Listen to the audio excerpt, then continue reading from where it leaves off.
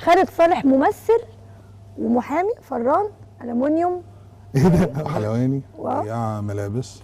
كل دي ادوار في الفيلم بتاع حياتك. اب في حياتي انا؟ لا. متوا عندك قد ايه؟ 6 شهور. وماما؟ 8 سنين.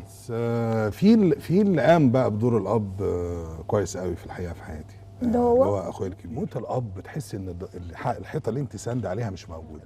بقى هي الارض اللي انت واقفه عليها، مش مجرد حاجه بتتسندي عليها. وده مش تقليل من دور الاب ولا حاجه، بس الاب هو الحد اللي بتروحي له بيحميكي انما الام هي الكيان اللي بيحتوي اصلا. عايز تعمل مقابر؟ حد لا. قال لي كده. لا انا عملت الحمد لله خلاص. الحمد لله عملت يعني اول حاجه عملتها، اول بناء ابنيه في حياتي اصلا بعد ما بقى فيه الحمد لله بنبني بيه. كان